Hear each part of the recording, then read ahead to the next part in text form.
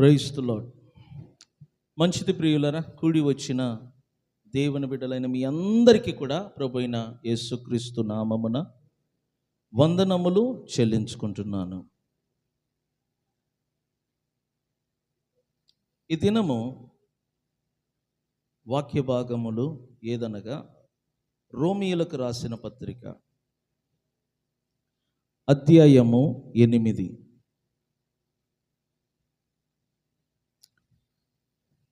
5వ వాక్యము నుండి 8వ వాక్యం వరకు చదువుతాను. ఫస్ట్ మీరు గమనించండి.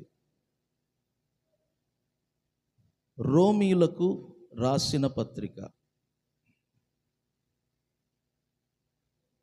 అధ్యాయము 8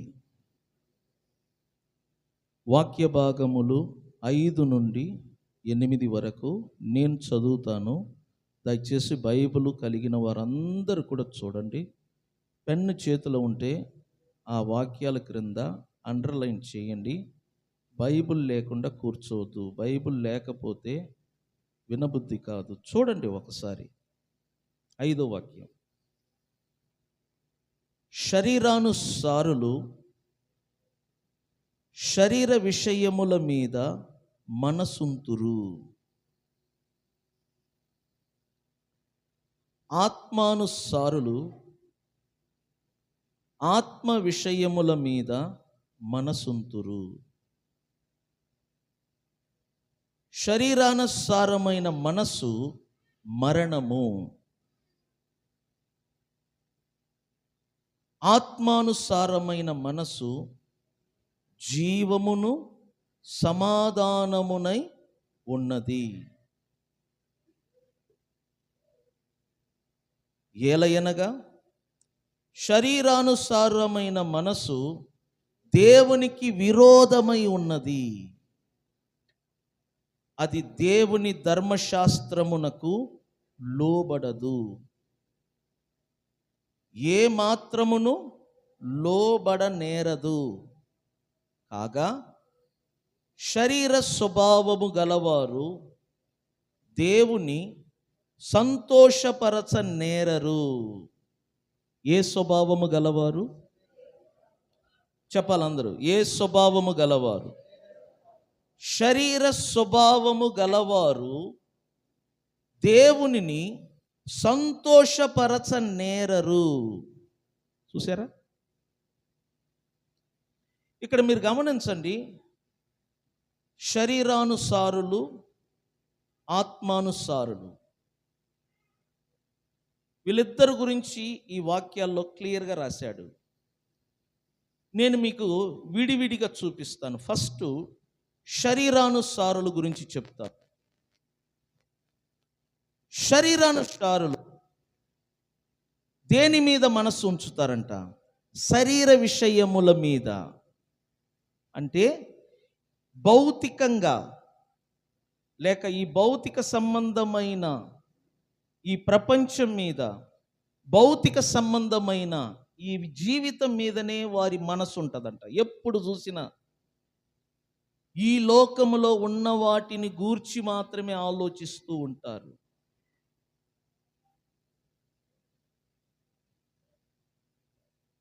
ఏమి సంపాదించాలి, ఏమి తినాలి, ఏమి త్రాగాలి.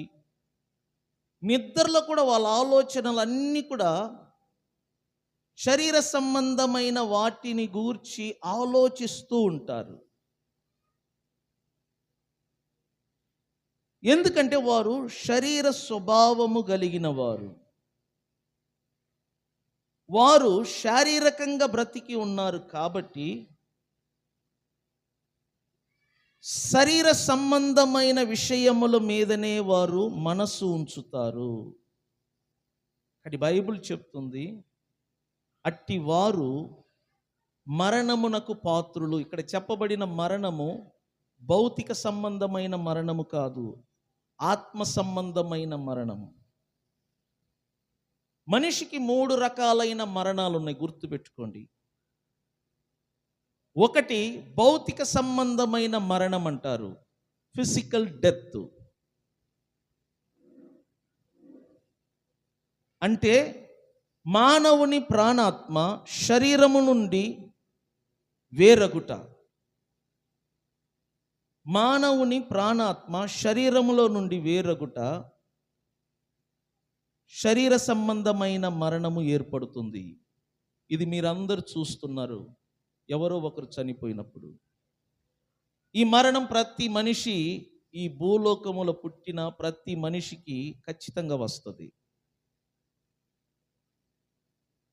ఒక విధంగా చెప్పాలంటే శరీర సంబంధమైన మరణం అనేది భయంకరమైనది కాదు. అది ప్రతి మనిషికి వచ్చే ఒక అనుభవము. ఆ మరణము వలన మన కలిగే లాభం ఏంటి తెలుసిన? క్షయమైన ఈ దేహము నుండి మనం బయటపడతాము. చాలామంది ఈ దేహములోనే బ్రతకాలని కోరుకుంటారు. నువ్వు ఎంత కోరినా, దానికోసం ఎంత ప్రయత్నం చేసినా, నీకు మరణము వచ్చే సమయం వచ్చినప్పుడు ఖచ్చితంగా నువ్వు భౌతికంగా మరణించే తీరుతావు.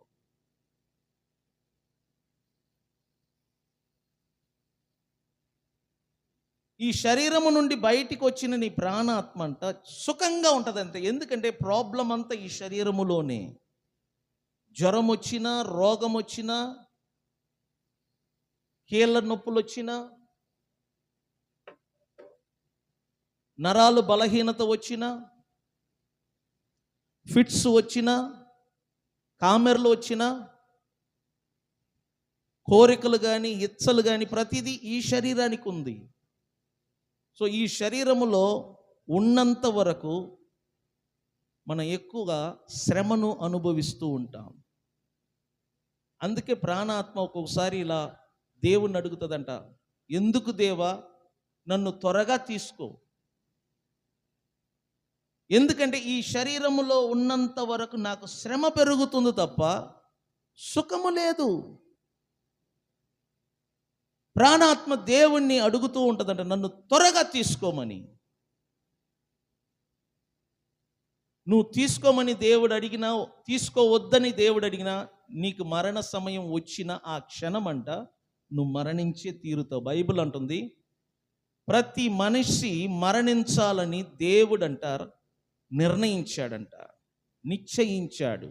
మనుషులందరూ ఒకేసారి మృతి పొందవలేనని దేవుడు నియమించాడు.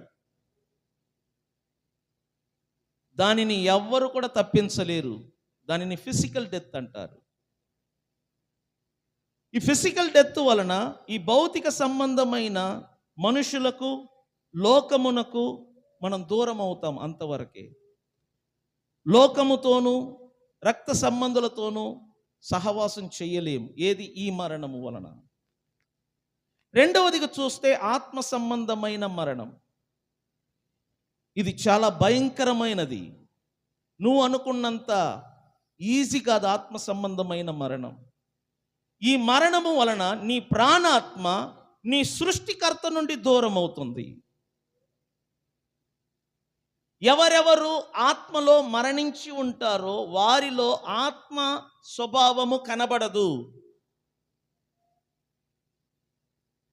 వారికి దేవుని మీద ఇంట్రెస్ట్ ఉండదు. దేవుడు అంటే బోరు కొట్టదు. చాలామంది చర్చికి రావటానికి ఇష్టపడకపోతున్నారంటే కారణం ఏంటంటే వారు ఆత్మలో అనారోగ్యులై ఉన్నారు. కాబట్టి చర్చికి రావాలంటే వారికి కోపం వస్తుంది. చర్చికి రావాలంటే ఉగ్రులుగా మారుతూ ఉంటారు. రీజన్ ఏంటంటే ఇక్కడ ఏమీ లేదని కాదు సుమా, వాళ్ళ స్పిరిట్లో ప్రాబ్లం ఉంది. వారి ఆత్మలో బలహీనత ఉంది. వారి ఆత్మలో జీవము లేకపోవచ్చు. అందుకే దేవుని గురించి తెలుసుకోవటానికి, దేవుని సన్నిధికి రావటానికి ఇష్టపడరు వాళ్ళు. నా దృష్టిలో అలాంటి వారిని బలవంతం చేయుట కంటే మనం రావటం బెస్ట్.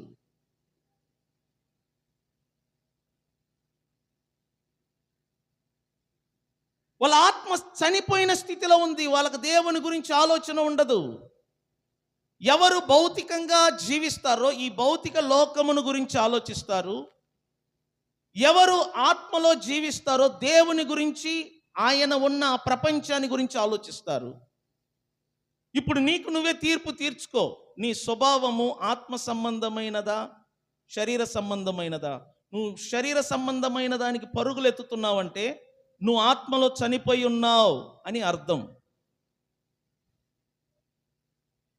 నువ్వు ఎప్పుడు చూసినా ఈ ప్రపంచంలో ఏదో సాధించాలి, సంపాదించాలి, నీ కంటికి కనబట్టలేదా? నీకంటే కోటీశ్వరులు తీసుకుపోయింది ఏమీ లేదు. వాళ్ళకి ఏ గతి పట్టిందో అదే మనకు పడుతుంది. ఒక మనిషి చనిపోయాడంటే ఆ చావులో నుండి నువ్వు ఏదైనా ఒక పాట నేర్చుకోవాలా. మీ గ్రామంలో ఒక కోటీశ్వరుడు చనిపోయాడంటే దగ్గరికి వెళ్ళి చూడు, ఆ కోటీశ్వరుడు చనిపోయినప్పుడు చేతిలో ఏదైనా తీసుకెళ్ళాడా అని. రేపు అదే గతి మనకు పడుతుంది. ఆత్మ సంబంధమైన మరణము డేంజరస్ నేను చెప్తున్నాను. ఈ ఆత్మ సంబంధమైన మరణము వలన మనుషులు భౌతికంగా చనిపోతున్నారు. భౌతిక మరణానికి కారణమే ఆత్మ సంబంధమైన మరణం. ఎప్పుడు ఆదాము ఆత్మలో చనిపోయాడో, ఆత్మలో చనిపోయిన 900 సంవత్సరం తర్వాత భౌతికంగా చనిపోయాడు. దాని అర్థం ఏంటంటే నీ ఆత్మ చనిపోయి ఉంటే నిదానంగా నీ భౌతిక శరీరం అంతా డ్యామేజ్ అవుతుంది. నేను చెప్తున్నాను, నీ ఆత్మ ఆరోగ్యంగా ఉంటే, నీ ఆత్మ బలముగా ఉంటే నీ భౌతిక శరీరం అంట ఆరోగ్యంగా బలము కలిగి ఉంటుందంట. సో నీ ఆత్మను నువ్వు కాపాడుకో. నీ ఆత్మ విషయమై నువ్వు ఆలోచన చెయ్యి. ఎవరెవరు ఆత్మలో చనిపోయారో వాళ్ళందరూ దేవునికి దూరంగా ఉంటారు.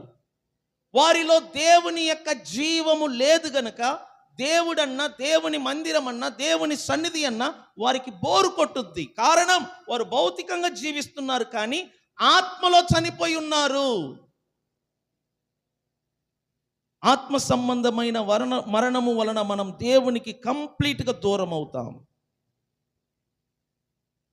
మూడవ మరణం నిత్య మరణం. ఈ మరణం అంట ఒక మనిషిని దేవుని నుండి నిత్యత్వము దూరం అవుతాడంట.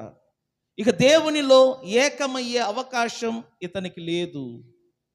ఫస్ట్ ఆత్మలో మరణం ఏర్పడుతుంది. దాని ప్రభావం వలన భౌతికంగా మనిషి చనిపోతున్నాడు. మనిషి భౌతికంగా చనిపోయే లోపు వాడు ఆత్మలో జీవిస్తే, వాడు ఆత్మలో బ్రతికితే దేవునితో ఏకమవుతాడు. తద్వారా నిత్య మరణము నుండి అతడు తప్పించబడతాడు.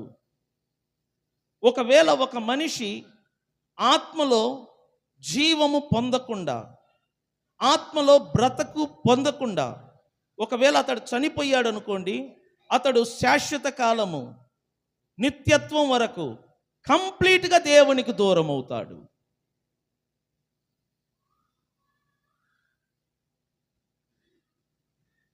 ఒక మనిషి దేవునికి దూరం అయితే దాని అంత బాధ ఏది ఉండదు. నేను అదే చెప్తున్నాను, మీ పిల్లలకు చెప్పండి యేసును నమ్ము అని. పిల్లలకు చెప్తే వాళ్ళకి పెళ్ళిళ్ళు అవుతాయా అవ్వదా ఈ డౌట్స్ అని వద్దు. ఎందుకంటే మీ కంటికి ఇప్పుడు వారు సుఖంగా కనబడుతున్నారు, రేపు వారు చనిపోయిన తర్వాత వారి ప్రాణాత్మ అక్కడ కాల్చబడుతుంది, వేధించబడుతుంది. అప్పుడు మీరు బాధ్యులవుతారు. నేను చెప్తున్నాను, మీ పిల్లలు రక్షణ కొరకు కన్నీరు కార్చండి. మీ పిల్లలందరూ రక్షించబడాలి. నీ భార్య రక్షించబడాలి, నీ కుమార్తె రక్షించబడాలి, నీ మనమ సంతానం రక్షించబడాలి. ఆత్మ సంబంధమైన మరణము నుండి వారు రక్షించబడాలి. నిత్య మరణము నుండి వారు రక్షించబడాలి. దేవునితో ఏకమవ్వాలి. దాని కొరకు ప్రయాసపడండి. మరణం అనేది ఆదాము చేసిన పాపము వలన వచ్చినది. ఒకటి భౌతిక మరణం, 2 ఆత్మ సంబంధమైన మరణం, 3 నిత్య మరణం. ఆదాము ఫస్ట్లో ఆత్మలో చనిపోయాడు, దాని ప్రతిఫలంగా భౌతికంగా చనిపోయాడు. అదేవిధంగా భూమిలో జన్మిస్తున్న ప్రతి మానవుడు కూడా ఆత్మలో చనిపోయిన వారుగానే జన్మిస్తున్నారు. తర్వాత భౌతికంగా చనిపోతున్నారు. కానీ యేసు ప్రభుని ఎవరు నమ్ముతారో ప్రభువుగా, రక్షకుడుగా, ఎవరు వారి జీవితాన్ని యేసు ప్రభుకు సమర్పించుకుంటారో వారి ఆత్మలో జన్మిస్తున్నారు, వారి ఆత్మలో జీవం పొందుతున్నారు. తద్వారా ఆత్మ మరణము నుండి రక్షించబడి దేవుని బిడ్డలుగా జన్మిస్తున్నారు. అందుచేత వారు భౌతికంగా చనిపోయినను నిత్య మరణములో వారు పాలు పొందరు. నిత్య మరణము అనగా దేవుని నుండి యుగ యుగాలు వేరొగుట. ఇక దేవుని దగ్గరికి వచ్చే అవకాశం వారికి ఉండదు. దేవునితో సమాధానము పడటం అనేది వారికి ఉండదు. దేవుని మహిమ నుండి పరిపూర్ణంగా వారు త్రోయబడతారంట, బైబిల్లో రాయబడి ఉన్నది. అందుకే నేను చెప్తున్నాను, ఫస్ట్ మీ పిల్లల రక్షణ గురించి ఆలోచన చెయ్యి. నీ మనమ సంతాన రక్షణ గురించి ఆలోచన చెయ్యి. వారికి ఇవన్నీ తెలియదు, తెలుసుకుంటున్న మీరే వాళ్ళకి చెప్పాలి. బైబిల్ చదవమని వారిని ప్రోత్సహించండి. బైబిల్లో ఉన్న దేవుని గురించి తెలుసుకో, యేసు ప్రభుని గురించి తెలుసుకో. ఆయన ఎవరు, ఏంటి, ఆయన ఎందుకు ఈ లోకానికి వచ్చాడు, ఎందుకు జీవించాడు, ఎందుకు మరణించాడు, ఆయన పొందిన మరణము వలన మనకు కలిగే లాభాలేంటి, ఇప్పుడు ఆయన ఏం చేస్తున్నాడు, ఎక్కడ ఉన్నాడు, ఎందుకు తిరిగి రానై ఉన్నాడు, ఇవన్నీ మనం తెలుసుకోవాలన్న ఉద్దేశముతోనే దేవుడు ఈ బైబిల్ గ్రంథాన్ని మన చేతిలో ఉంచాడు. ఈ బైబిల్ని తల క్రింద పెట్టుకోవటానికి, మొయ్యటానికి కాదు, చదివి అందులో ఉన్న మర్మాలను తెలుసుకొని నువ్వు యేసు ప్రభుకు దగ్గరవ్వాలి. అందుకొరకు దేవుడు బైబిల్ ఇచ్చాడు. సో అర్థం చేసుకోండి, శరీరానుసారులు శరీర విషయముల మీద మనసుంతురు, కానీ ఆత్మానుసారులు ఆత్మ విషయముల మీద ఏం చేస్తారంట, మనసు ఉంచుతారంట. నీ ఆత్మ ఎప్పుడు జన్మిస్తుందో ఆ రోజు నుండి దేవుని గురించి ఆలోచిస్తూ ఉంటావు. ఆ రోజు నుండి పరలోకమును గురించి ఆలోచిస్తూ ఉంటావు. దేవునిలో ఎలా ఎదగాలి, క్రీస్తులో ఎలా ఎదగాలి, క్రీస్తు కొరకు ఏదైనా నేను చెయ్యాలి, క్రీస్తు కొరకు నేను బ్రతకాలి, క్రీస్తు రాజ్యము కొరకు నేను ఏదైనా ఈ భూమిలో చెయ్యాలి, క్రీస్తు కొరకు జీవించాలన్న తపన, కోరిక నీకు వస్తుందంట. నేను చాలామందిని చూశాను, చర్చికి వచ్చే వాళ్ళందరూ పిల్లల కొరకు, కుటుంబం కొరకు, రాబడి కొరకు, క్షేమం కొరకు వస్తున్నారే తప్ప క్రీస్తు కొరకు ఎదగాలి, క్రీస్తు కొరకు జీవించాలి, క్రీస్తు కొరకు నేను ఏదైనా చెయ్యాలి, అలాంటి పట్టుదల కలిగిన వారు నాకు కనపడటం లేదు. క్రీస్తు దగ్గరికి నేను ప్రజలను తీసుకురావాలి, క్రీస్తుకు నేను సాక్షిగా ఉండాలి, క్రీస్తును గురించి 10 మందికి చెప్పాలి, క్రీస్తులోనికి రండి అని 10 మందిని ఆహ్వానించాలి. అలాంటి వారు నాకు కనపడట్లేదు.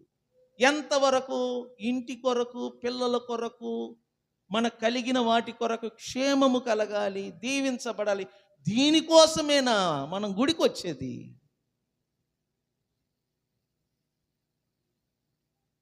క్రీస్తు నీ కొరకు చనిపోయాడు, ఎప్పుడైనా ఆలోచించావా?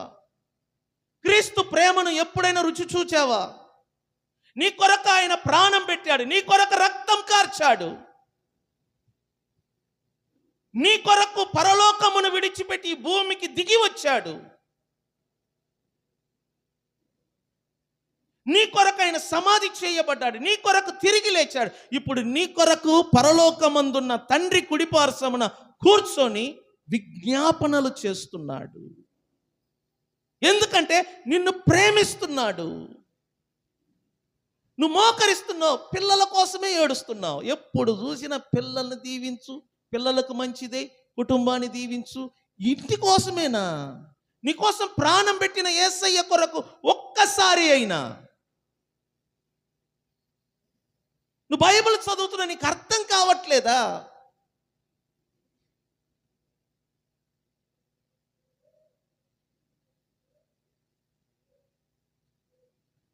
నీ కొరకు ప్రార్థన చేస్తున్నాడు, బైబిల్లో రాయబడి ఉన్నది. మీరు ఇంటికి వెళ్ళి చదవండి. హెబ్రీలకు రాసిన పత్రిక 7వ అధ్యాయము 24, 25, 26 ఇంటికి వెళ్ళి చదవండి. నేను అందుకే చెప్తున్నా, పేపర్ పెన్ను పెట్టుకోండి.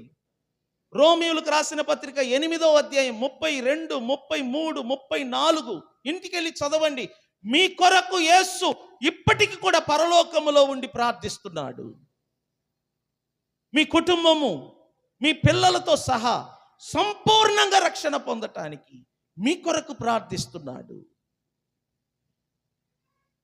మీరు ఎప్పుడు చూసిన లోకం గురించి, లోకంలో ఉన్న వాటిని గురించే ఆలోచిస్తున్నారు. ఇది శాశ్వతం కాదని తెలుసు. ఎక్కువ కాలం నువ్వు బ్రతకవని తెలుసు. నీకంటే చనిపోయిన వారిని చూసి వాళ్ళు ఏమి తీసుకెళ్ళలేదో ఆ విషయం కూడా నీకు తెలుసు. తెలిసినా ఏం మార్పు లేదు.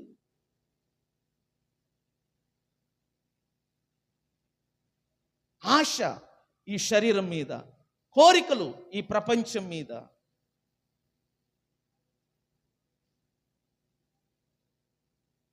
బైబిల్ అంటుంది, శరీరానుసారులు శరీరముల మీద మనసుంతురు, ఆత్మానుసారులు ఆత్మ విషయముల మీద మనసుంతురు. శరీరానుసారమైన మనసు చెప్పండి ఏంటంటే అది మరణము, డెత్ అన్నమాట.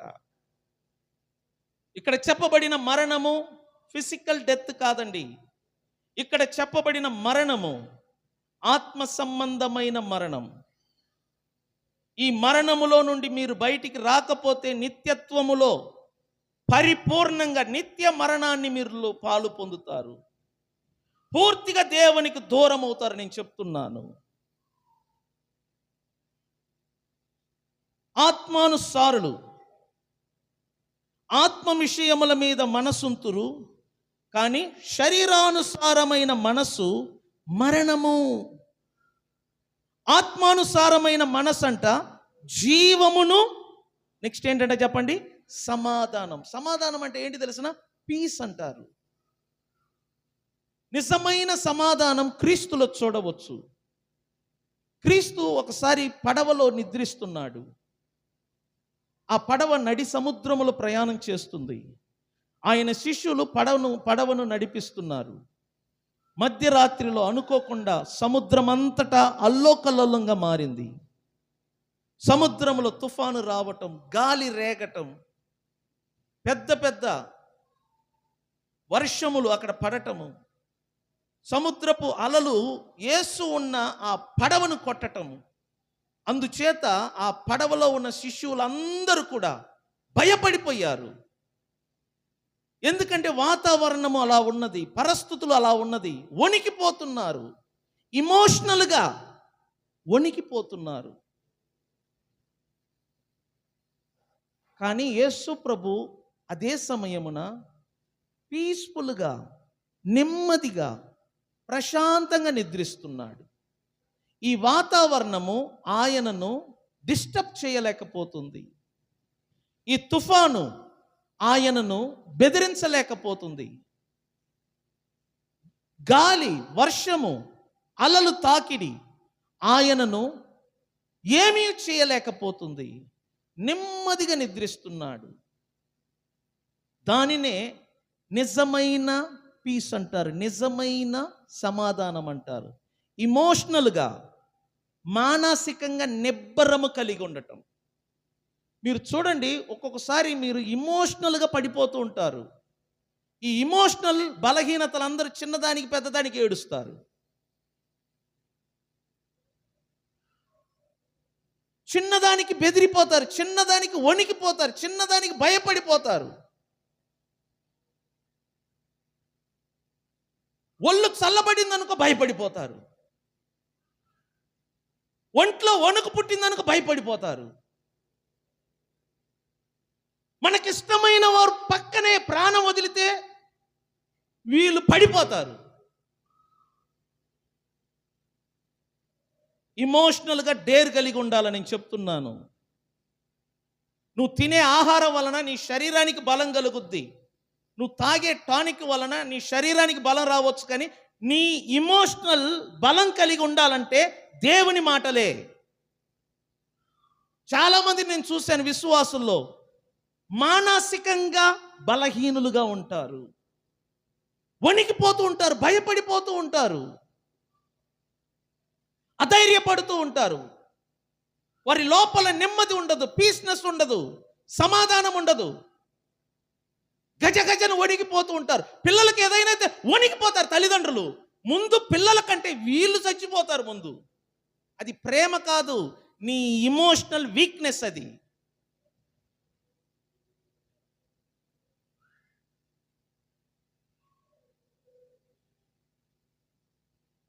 ఇమోషనల్ అనేది ఒక చాలా విలువైన భాగం. అది బలంగా లేకపోతే ఈ భూమిలో క్షణం కూడా నువ్వు బ్రతకలేవు. చూడు, నీకు వణుకు వస్తూ ఉంటుంది. ఎందుకు? బాడీ వీక్నెస్ కాదు, ఇమోషనల్గా నువ్వు వీక్నెస్. ఏదైనా ఒక వార్త వింటే గచగచను వణికిపోతూ ఉంటాం. రీజన్ మానసికంగా బలహీనత, సరైన దేవుని వాక్యం వినకపోవటం, మోటివేషన్ లేకపోవటం, విశ్వాసపు మాటలు వినకపోవటం వలన మన ఇమోషనల్ భాగం అంతా వీక్నెస్గా మారిపోతూ ఉంటుంది. నేను తల్లిదండ్రులకు అదే చెప్తున్నా, మీ పిల్లలకు జబ్బు ఏమి రాలా, రోగాలు ఏమి రాలా.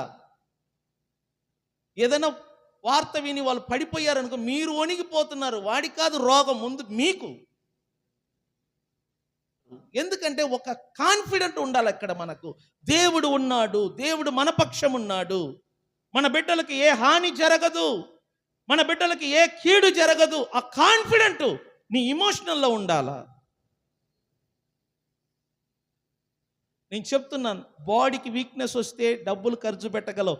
నీ ఇమోషనల్కి వీక్నెస్ వచ్చిందనుకో, నీ డబ్బు పని చెయ్యదు.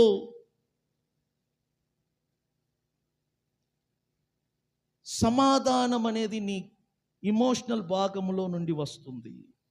దేవుని సమాధానం అంట ఈ ప్రపంచంలో ఎంతటి దుర్వార్తను వినినా నువ్వు భయపడవంట. దావీదేమన్నాడు? ఒక్కసారి మీరు బైబిల్ తీసి చదవండి. 46వ కీర్తన భాగము 1 నుంచి చదువుదాం. 46వ కీర్తన భాగం చదువుదాం. దేవుడు మనకు ఆశ్రయమును దుర్గమునై ఉన్నాడు. ఆపత్కాలములలో ఆయన మనకు ఏమై ఉన్నాడంట? నమ్ముకోదగిన సహాయకుడు.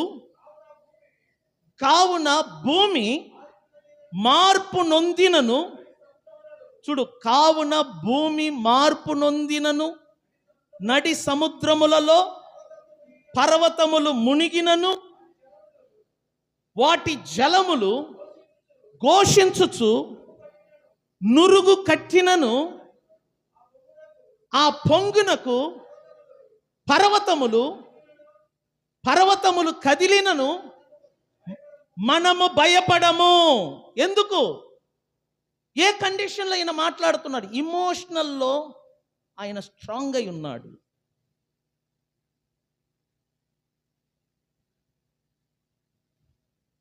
ప్రతిదానికి మనం ఎందుకు పరుగులు ఎత్తుతున్నామంటే, మానసికంగా నువ్వు వీక్నెస్.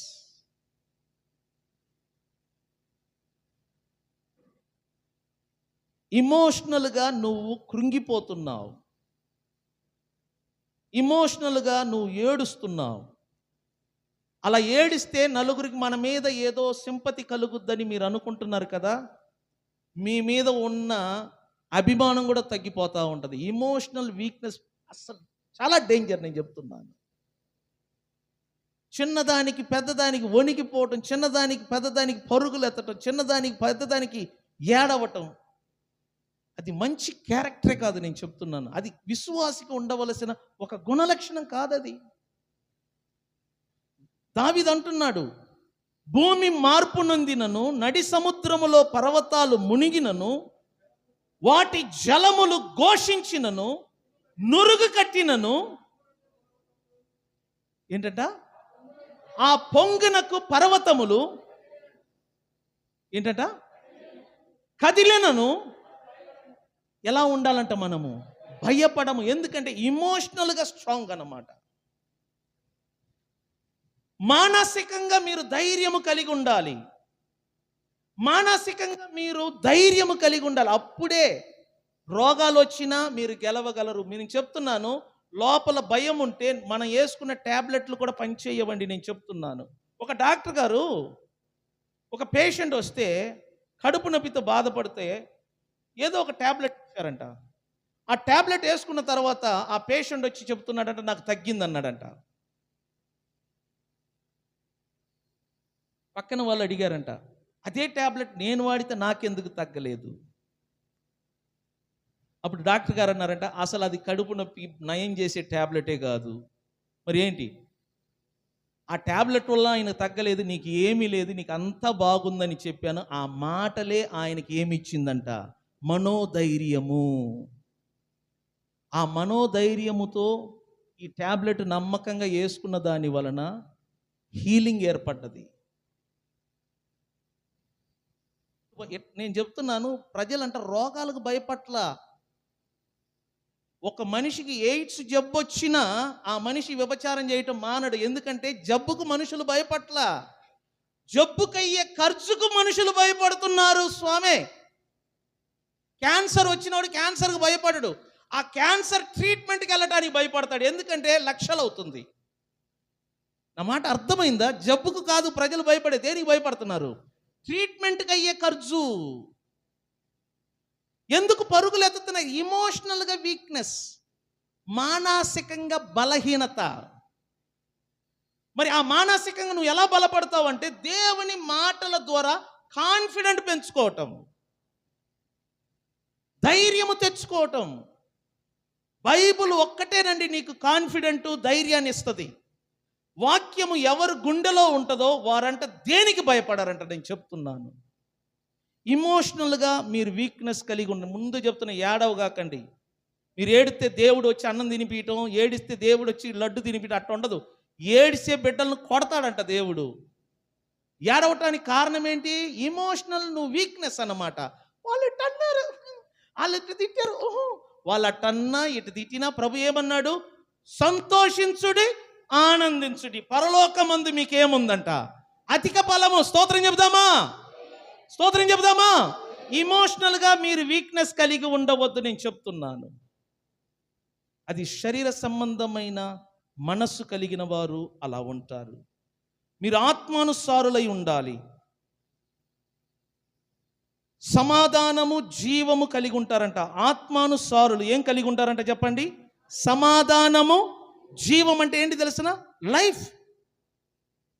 7వ వాక్యం, ఏలయనగా శరీరానుసారమైన మనసు దేవునికి విరోధమైనది, అది దేవుని ధర్మశాస్త్రమునకు ఏమవదంట? లోబడదు, ఏ మాత్రము లోబడనేరదు. ఇది డేంజర్, నేను చెప్తున్నాను. శరీరానుసారమైన మనసు దేవునికి విరోధముగా పనిచేస్తుంది. శరీరానుసారమైన మనసు దేవుని ధర్మశాస్త్రమునకు లోబడదు. శరీరానుసారమైన మనసు కలిగిన వారంట దేవునికి ఏ మాత్రము లోబడరు. ఎందుకంటే వారిలో శరీర స్వభావము ఉన్నది. ఈ శరీర స్వభావము గలవారంట దేవుణ్ణి దుఃఖపరుస్తారు తప్ప వారు దేవుణ్ణి ఏం చెయ్యలేరంట? సంతోష పెట్టలేరు. దేవునికి ఇష్టలుగా జీవించలేరు. ఎవరు? ఈ శరీరానుసారమైన మనస్సులు కలిగిన వారు. అసలు శరీరానుసారమైన మనసు అంటే ఏంటి? శరీర స్వభావం అంటే ఏంటి? ఇప్పుడు వినండి. శరీరానుసారమైన మనస్సు కలిగిన వారంట 5 జ్ఞానేంద్రియములను అనుసరించి నడుస్తారు. మీరు చూడండి, ఈ శరీరానుసారమైన మనస్సు కలిగిన వారే శరీర స్వభావము గలవారు. వీరు దేవునికి విరోధముగా ప్రవర్తిస్తారు, దేవుని ధర్మశాస్త్రమునకు లోబడరు, దేవుణ్ణి వీరు సంతోష పెట్టరంట. దేవుని బాధ పెడుతూ ఉంటారు, దేవుని దుఃఖపరుస్తూ ఉంటారు. ఎందుకంటే వీరు శరీరానుసారమైన మనసు గలవారు. వీరి స్వభావం అంట శరీర స్వభావము గలవారు. అంటే 5 జ్ఞానేంద్రియములను అనుసరించి నడుస్తారు. మనిషికి 5 జ్ఞానేంద్రియములు దేవుడిచ్చాడు. 5 సెన్సెస్ అంటారు. 1 చూడటం, 2 వినటం, 3 రుచి చూడటం, 4 స్పర్శ, టచ్ అన్నమాట, తాకటం, 5 వాసన పీల్చటం. మీరు దీన్ని అనుసరించే బ్రతుకుతారు. చూడండి, మీరు ఇమోషనల్గా భయపడితే దేవుని సుఖపరచలేరు. ఈ చివరి రోజుల్లో మనకు కావలసినది ఏంటి తెలిసిన? విశ్వాసం. నేను ముగిస్తున్నాను. విశ్వాసం అంటే ఏమిటి? విశ్వాసం అనగా ఏమిటి?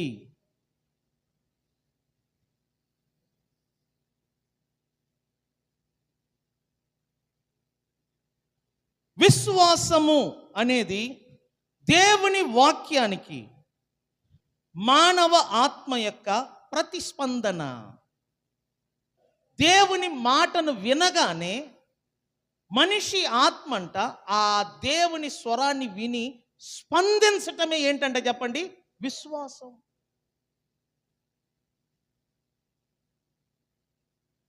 స్పందించటం. ఒక శవం ముందు నిలబడి మాట్లాడితే శవం స్పందించదు, ఎందుకంటే లోపల జీవము లేదు. ఇప్పుడు నేను అడుగుతున్నాను, మీరు బాగున్నారా అన్నప్పుడు మీ స్పందన ఎలా ఉండాలా?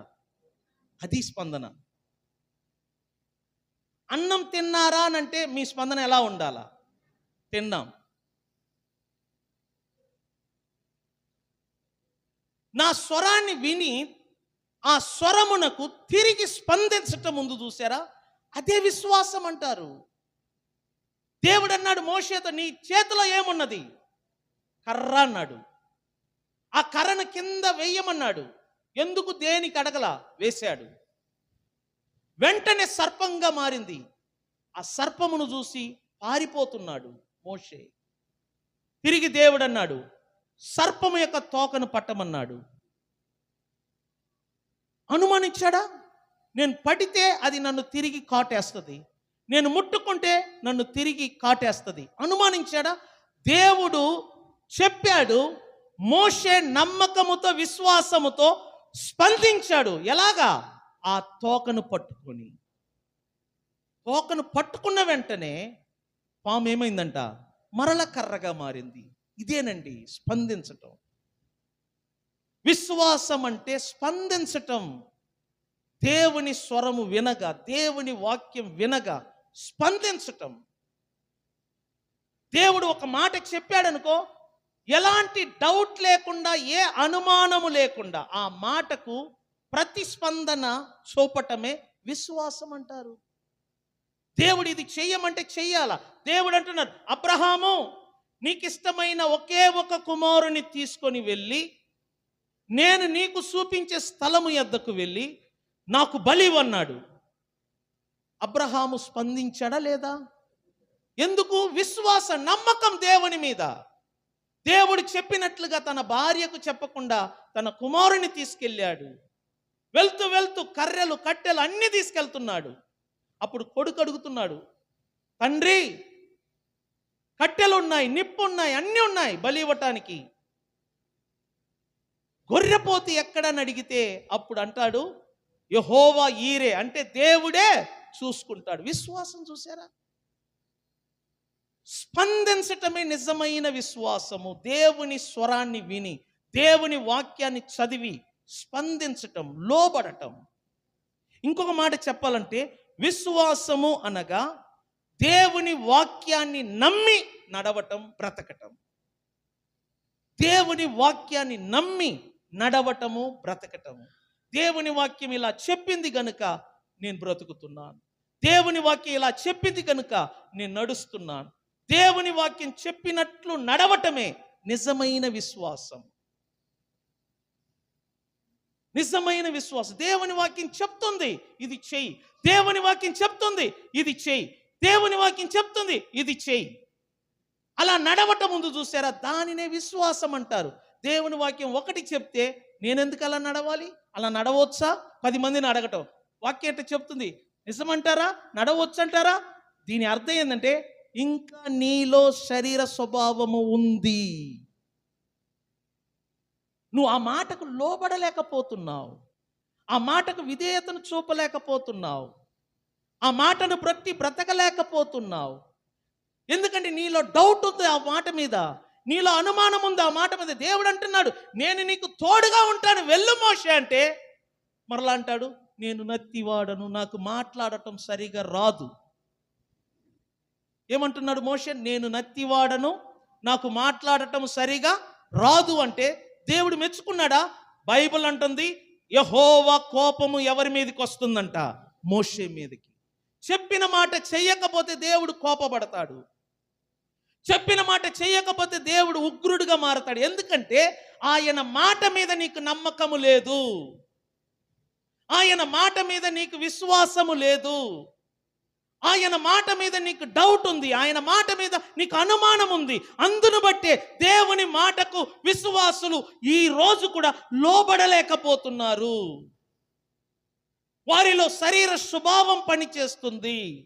ఆ స్వభావం వలన దేవుని బాధిస్తున్నారు, దేవుని దుఃఖపెడుతున్నారు, దేవుని నిందించేటట్టు చేస్తున్నారు.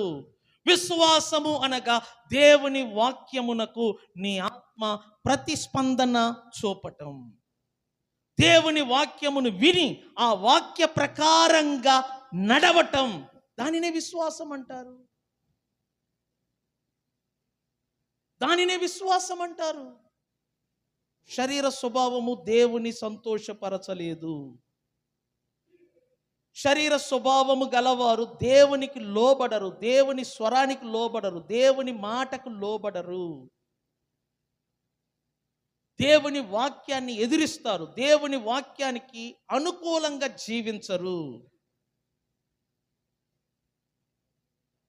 దేవుని వాక్యం మీద నమ్మకము లేని వారందరూ కూడా శరీర స్వభావము గలవారు. నేను చెప్తున్నాను, విశ్వాసము అనగా దేవుని వాక్యమును విని ఆ వాక్యమునకు ప్రతి స్పందన చూపటమే నిజమైన విశ్వాసం. లెయ్యన్న వెంటనే లెయ్యాల, కూర్చోన్న వెంటనే కూర్చోవాలా, అప్పుడు స్వస్థతలు కలుగుతాయి. చేయి రొమ్ము మీద పెట్టమన్నాడు మోషేను, పెట్టిన వెంటనే వెనుకొష్టంగా మారింది. తిరిగి అదే చేతిని అదే స్థలములో పెట్టమంటే సాధారణమైన చేయిగా మారింది. దేవుడు చెప్పింది చెయ్యటమేనండి మనకు మేలు జరుగుద్ది. నీ కుటుంబానికి మేలు జరగాలి అంటే శరీర స్వభావమును విడిచిపెట్టండి. అది దేవుని సంతోషపరచదు. దేవుని మీద విశ్వాసము నమ్మకము కలిగి ఉండండి. అప్పుడు మీ కుటుంబములో నెమ్మది, సమాధానము, జీవము కలుగుద్ది. దేవుడు మీ కుటుంబాన్ని ఆశీర్వదిస్తాడు. నేను చెప్తున్నాను, శరీరానుసారమైన మనసంట మరణము. శరీరానుసారమైన మనసు, శరీర స్వభావము కలవారు దేవునికి విరోధులై ఉంటారు. ఆయన ధర్మశాస్త్రమునకు లోబడరు, లోబడరు. ఈ మాటలను జాగ్రత్తగా ఆలోచించి ఈ మాటల ద్వారా నిన్ను నువ్వు పరీక్షించుకో. లేచి నిలబడదాం. స్వరమెత్తి మీ చేతులు పైకెత్తి దేవునికి స్తోత్రాలు చెల్లించుదాము. దేవుడు మాట్లాడిన ఈ మాటలన్నిటిని బట్టి దేవునితో మాట్లాడుదాం, దేవునికి స్తోత్రాలు చెల్లిదాం. సంగమా, శరీర స్వభావము వలన నువ్వు దేవుని సంతోషపరచలేవు. శరీర స్వభావము వలన నువ్వు దేవుని సంతోషపరచలేవు. శరీర స్వభావము దేవునికి విరోధమై ఉన్నది. శరీర స్వభావము దేవుని ధర్మశాస్త్రమునకు లోబడదు, లోబడనేరదు.